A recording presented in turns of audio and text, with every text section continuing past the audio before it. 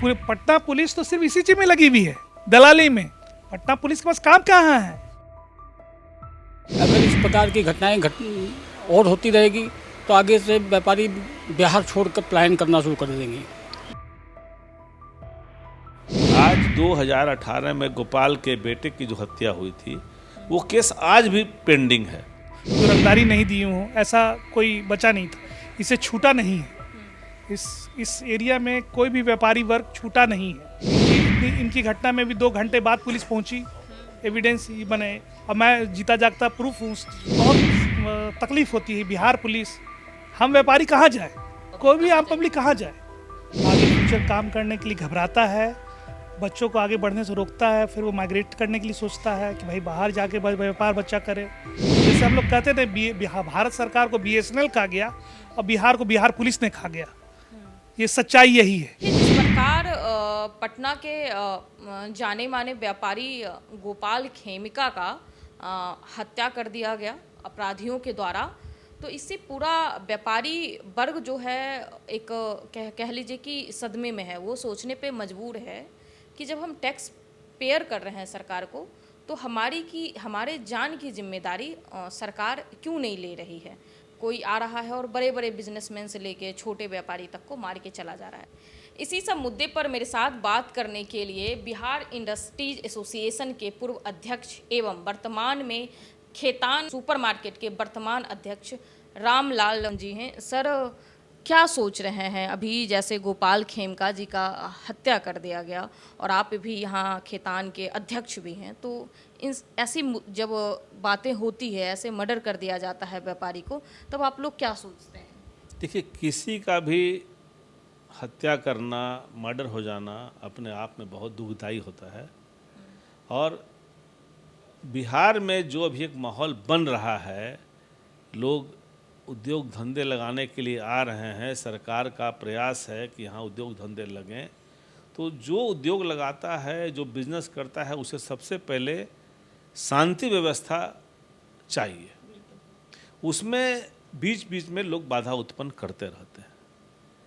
अभी जो ये गोपाल खेमका का मर्डर कर दिया गया, ये हमारे बचपन के मित्र हैं, अच्छे इंडस्ट्रियलिस्ट हैं। तो जो अपराधी है उसने बहुत ही प्री प्लान तरीके से उनकी हत्या की है। वो डिटरमाइंड होके, वो कॉन्ट्रैक्ट किलर भी हो सकता है, तो उसने उनकी हत्या की है। तो अब लोगों में रोष है और लोग इसे सहम जाते हैं कि भाई हम यहाँ व्यापार करें कि नहीं करें। तो उसका निदान यही है कि जल्द से जल्द उन अपराधियों को पकड़ा जाए और पकड़ करके वो केस को फास्ट ट्रैक में सॉल्यूशन निकाल के उसको सज़ा होनी चाहिए। ये नहीं कि वो केस 10 साल तक चले। आज 2018 में गोपाल के बेटे की जो हत्या हुई थी, वो केस आज भी पेंडिंग है। तो 7 साल बाद केस पेंडिंग है, तो ये इसका जो सिस्टम है, इस सिस्टम में सुधार की आवश्यकता है। जो बहुत सारे केसेज होते हैं जो 25 साल 30 साल तक चलते रहते हैं, ऐसा नहीं होना चाहिए। तो इस व्यवस्थाओं को जड़ से ही ठीक करना पड़ेगा। और इस जो अभी हत्या हुई है, किसी की भी हत्या हो, उसका रिजल्ट जल्द आना चाहिए। उसमें समय बर्बाद नहीं करके उसको फास्ट ट्रैक पर टाइम बाउंड में सज़ा मिलने से लोगों में और अपराधियों में भी भय बनता है कि भाई हम पकड़े जाएंगे। अगर उसके दिमाग में भी कि हम पकड़े भी गए तो 10 साल हम केस लड़ेंगे, वो नहीं होना चाहिए। जब सब कुछ सामने है तो उसको फास्ट ट्रैक में करके लोगों को सांत्वना मिलना चाहिए और लोगों को वो ये होता। और ऐसे जब केस पकड़े जाएंगे, लोगों को सज़ा होगी, तो जो हत्यारे हैं, जो क्रिमिनल हैं, वो भी सहमते हैं कि भाई हम क्राइम नहीं करें। सर, लग रहा है कि व्यापारी वर्ग इस चीज़ से डरे सहमे हुए हैं। देखिए, कभी भी कोई घटना होगी तो आदमी तो डरता ही है और वो उसके मन में एक बार शंका उत्पन्न होती है। तो उस शंका का निदान यही है कि उसे तुरंत उसका उजागर हो, उसका रिजल्ट आए, लोगों को मालूम पड़े कि भाई ये हत्या जो हुई उसको तुरंत सज़ा मिली। तो उससे अपराधी भी डरता है कि हम जब पकड़े जाएंगे तो हमको या तो फांसी होगा या हमको जेल होगा, हम नहीं छूटेंगे। तो ये इस व्यवस्था को जब तक हम मजबूत नहीं करेंगे, अपराधियों में भय उत्पन्न नहीं होगा जब तक इस समस्या का समाधान नहीं होगा। जी की हत्या हो गई, जब ऐसी घटनाएं होती है, बड़े बड़े बिजनेसमैन का हत्या कर दिया जाता, तो व्यापारी वर्ग क्या सोचते हैं, उनके मन में क्या फीलिंग आती है फिर? व्यापारी वर्ग सहम जाता है, डर जाता है, आगे फ्यूचर काम करने के लिए घबराता है, बच्चों को आगे बढ़ने से रोकता है, फिर वो माइग्रेट करने के लिए सोचता है कि भाई बाहर जाके व्यापार बच्चा करे। पहले की स्थिति जान गए, फिर ये इधर चालू हो गया, इससे बहुत इनसिक्योरिटी बढ़ गई है। लोग नए व्यापार लगाने के लिए पहले बाहरी निवेश बहुत कम हो जाएगा, काम बढ़ाने में हम लोग भयभीत हो रहे, महसूस कर रहे हैं। जो खुली रोड पे और मार दे और तीन चार दिन तक कुछ पता नहीं लगे लोगों को, कोई एविडेंस जुगाड़ नहीं हो पाए, तो बहुत लैक ऑफ एडमिनिस्ट्रेशन का नाकामी इसको कहेंगे हम लोग। इससे पहले 2018 में उनके बड़े बेटा की भी हत्या हुई और उनके भाई पे भी गोली चलाया गया, और जिस अपराधी का नाम उनके बेटे के हत्या में आ रहा था, उसी अपराधी का नाम इनके भी हत्या में आ रहा है, और वो जेल से बंद है, और वो सारे चीज़ों को एकदम से सिस्टमैटिक तरीके से ये हत्या को फिर से अंजाम दिया। तो कहीं ना कहीं लग रहा है कि सरकार की नाकामी है इन सब चीज़ों में, कि एक हत्यारे को जेल में पोस के रखना। जी, ये तो नाकामी इसको कहेंगे, या एक ही परिवार के साथ ऐसी घटना हो रही, ये भी एक क्वेश्चन मार्क है कहीं ना कहीं। तो ये छानबीन का मामला है, इसमें हम लोग कुछ बोला नहीं जा सकता, लेकिन कहीं ना कहीं खुला छूटे हुए हैं क्रिमिनल और शूटर मार के चले जा रहे हैं, ये सबसे बड़ा हम लोग के लिए सोचनीय है। छानबीन एक अलग चीज़ है, मसला है जो सरकार का काम है छानबीन करना, उसका नतीजा निकालना, लेकिन क्रिमिनल खुले रोड पे मौत की घाट उतार देते हैं और खुला चले जाते हैं। सर, कभी इस तरह की घटनाएं हुई है यहाँ के व्यापारियों के साथ कि कोई क्रिमिनल आया हो, रंगदारी मांगा हो? खेतान मार्केट में एक तो सुना गया था, और आज से 15 साल 20 साल पहले तो कोई इसे छूटा नहीं है। इस एरिया में कोई भी व्यापारी वर्ग छूटा नहीं है कि भाई कोई छूट गया है, कोई दुकानदार बड़े व्यापारी छूट गए हों जो रंगदारी नहीं दिए हों, ऐसा कोई बचा नहीं था ऐसा मेरे हिसाब से। जो आज से 15 साल 20 साल पहले जब जिनकी सरकार थी, तो उस समय का माहौल अलग था, अभी का माहौल बहुत डिफरेंट है, नो डाउट। ये गवर्नमेंट ने हम लोग को लाइफ लाइन दिया है, माइग्रेट करने से रोका है, लेकिन वापस ही चलता है तो बहुत सोचनीय हो जाता हम लोगों के लिए। जी, लग रहा है जो 20 साल पहले की जो मतलब जिस जंगल राज की बिसात पे नीतीश कुमार अपनी सत्ता पे आए थे, वही धीरे धीरे लग रहा कि आ रहा है फिर से। हाँ, जी, सब जगह हत्याएं, मर्डर। ये इलेक्शन पीरियड है, इसलिए ऐसा हो रहा है, ये सब सोचनीय है। तो सरकार को चाहिए कुछ एडमिनिस्ट्रेशन को थोड़ा टाइट रखे और आश्वस्त करे व्यापारी वर्ग को, खासकर कि भाई आप लोग सुरक्षित हैं। नो डाउट आज भी हम लोग सोते हैं तो पुलिस के भरोसे ही सोते हैं, हाँ, तो पुलिस जागती है तो हम सोते हैं, लेकिन कहीं ना कहीं उनकी नाकामी नज़र आती भी है। इनकी घटना में भी 2 घंटे बाद पुलिस पहुंची, एविडेंस बने, और मैं जीता जागता प्रूफ हूँ उस चीज़ का। मैं भी उस समय था, और मैं हॉस्पिटल पहुंचने वाला 4था आदमी था, 5वां आदमी था। तो इसमें तो मैं पूरा देखा हूँ पुलिस की क्या रोल रहा है, तो बहुत तकलीफ होती है। बिहार पुलिस, जैसे हम लोग कहते थे भारत सरकार को BSNL खा गया और बिहार को बिहार पुलिस ने खा गया, ये सच्चाई यही है। अभी मेरी पत्नी के साथ अभी घटना हुआ कि अभी जस्ट 2 मिनट की पहले की घटना है, बता रहे आपको कि अभी SP रोड से क्रॉस कर रही थी, पुलिस वाले ने रोका और उसका लाइसेंस चेक किया और बोला कि आपका पॉल्यूशन नहीं है। फिर अभी पत्नी ने बोला ठीक है हम आपको पॉल्यूशन ला के दिखाते हैं, बोले नहीं 2000 नहीं 4000 रुपये डिमांड किया, बोले 4000 उसका देना पड़ेगा। जबरदस्ती किया लोगों ने, नहीं दी उन्होंने, बोले हम फिर बेटी ने फ़ोन कर बात कराया गया, बेटी बोली आप इसको छोड़िए हम आपको एविडेंस ला के देते हैं, मैंने पॉल्यूशन वाला कागज, तो उन्होंने दिखाया तो उनके पास जवाब नहीं है। अब उनके पास ये भी नहीं प्रूफ है कि मैंने रसीद चालान काटा है कि नहीं काटा है। तो पूरे पटना पुलिस तो सिर्फ इसी चीज में लगी हुई है, दलाली में।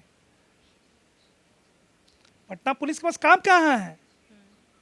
सच्चाई यही है। हम लोग दिन रात देख रहे हैं, फिर भी हम सोते हैं पुलिस के भरोसे, पर फिर भी भरोसा करते हैं। कोई भी मैटर होता हम थाना ही जाते हैं। ऑप्शन ही नहीं है ना। मेरे ऑप्शन भी नहीं है, और वही उसी के पास मेरे व्यवस्था उसी के पास है। बिल्कुल। हम व्यापारी कहाँ जाए? या कोई भी आम पब्लिक कहाँ जाए? ये जो घटना है ये बहुत दुख भरी घटना है। भविष्य में हम लोग सरकार से चाहेंगे कि इस प्रकार की घटनाएं न हो। सरकार व्यापारियों की सुरक्षा का ध्यान रखते हुए इसके लिए जो भी उचित कार्रवाई हो वो करे। अगर इस प्रकार की घटनाएं और होती रहेगी तो आगे से व्यापारी बिहार छोड़कर पलायन करना शुरू कर देंगे। इससे व्यापार का काफ़ी नुकसान होगा, सरकार को भी नुकसान होगा, आम जनता में विश्वास उठ जाएगा सरकार के प्रति। तो हम लोग चाहेंगे कि सरकार इस पर ध्यान दे और इसकी जो उचित कार्रवाई हो वो करे, क्रिमिनल पकड़े जाए, उनको सजा हो, यही हम लोग चाहते हैं। अच्छा, लगातार ये घटनाएं हुई। गोपाल खेमका जी की बेटे की भी हत्या हुई 2018 में। जी जी। उनके भाई पे गोली चलाई गई। जो हत्यारा था उसका ही नाम इस घटना में भी आ रहा है। तो लगता है सरकार प्रशासन नाकाम है समेटने में। बिल्कुल, ये सरकार का उत्तरदायित्व है, वो विचार करे इस पर, अलग से एक समिति का गठन कर इसकी खोजबीन अच्छी से पूरी तरह से जांच हो और जो सही दोषी हों उनको सजा हो। हम व्यापारियों का सरकार से यही मांग है। निश्चित रूप से एक भावना तो आती है असुरक्षा वाली, क्योंकि जब इतने बड़े व्यापारी सुरक्षित नहीं है तो स्वयं को ये आता, मन में तो ज़रूर आता है कि हम लोग कितने सुरक्षित होंगे। तो ये जो भी हुआ गलत तो हुआ, और सरकार को ज़रूर इस पर अपनी नज़र रखनी चाहिए। और जहाँ तक आप लोग के चैनल के माध्यम से या मीडिया से जो जानकारी हो रही है कि पुलिस इन्वेस्टिगेशन कर रही है, तो हम लोग भी इंतज़ार में है कि क्या इन्वेस्टिगेशन में क्या आता है, क्यों ऐसा हुआ, और आगे सुरक्षा के लिए हम लोग अपने स्तर से क्या कर सकते हैं, सरकार हम लोग के लिए क्या मदद देगी, तो उसका इंतज़ार रहेगा। सर देखिए, देश में जो सबसे ज़्यादा टैक्स पेयर हैं वो व्यापारी वर्ग के लोग ही होते हैं। देश का जो इकोसिस्टम है वो सुचारू रूप से चले, इसके लिए पैसों की ज़रूरत होती है, टैक्स की ज़रूरत होती है, और सबसे ज़्यादा टैक्स व्यापारी भरते हैं। लेकिन वो व्यापारियों की जान भी अब सुरक्षित नहीं रह गए हैं। सरकार उनको सुरक्षा देने में असफल है, ऐसा लगता है आपको? ये सब घटनाएं देख करके तो ऐसी भावना आती है कि सरकार किसी न किसी स्तर पर तो व्यापारियों को, चूँकि ये एक अकेली घटना नहीं है, इसके पहले भी कई घटनाएं हो चुकी हैं। उनकी बेटा की हत्या हुई थी। हाँ 2018। हाँ 7-8 साल। पे गोली चली थी गोपाल हाँ खेमका। जी बिल्कुल। तो इनके परिवार पर तो शुरू से ऐसा रहा है। इसके अलावे और भी समाज के और भी लोगों पर इस तरह की घटनाएं हुई है। तो हम लोग की मांग तो रहेगी कि सरकार हम लोग की सुरक्षा को देखे, क्योंकि हम लोग मेहनत करते हैं और कोशिश हमारी रहती है कि हमारे राज्य का विकास हो। तो जब हम लोग अपने स्तर पर कोशिश कर रहे हैं तो हमारी मांग है कि सरकार भी हम लोगों के लिए कुछ प्लानिंग करे, कुछ सोचे, कुछ हद तक सुरक्षा मुहैया कराए। सर, जिस प्रकार गोपाल खेमका जी की हत्या कर दी गई अपराधियों के द्वारा, तो ऐसी घटनाएं जब होती है, बड़े बड़े व्यापारियों का अपराधियों के द्वारा ऐसे खुलेआम मर्डर हत्याएं कर दी जाती हैं, तो व्यापारी वर्ग ऐसे घटनाओं को लेकर क्या सोचते हैं?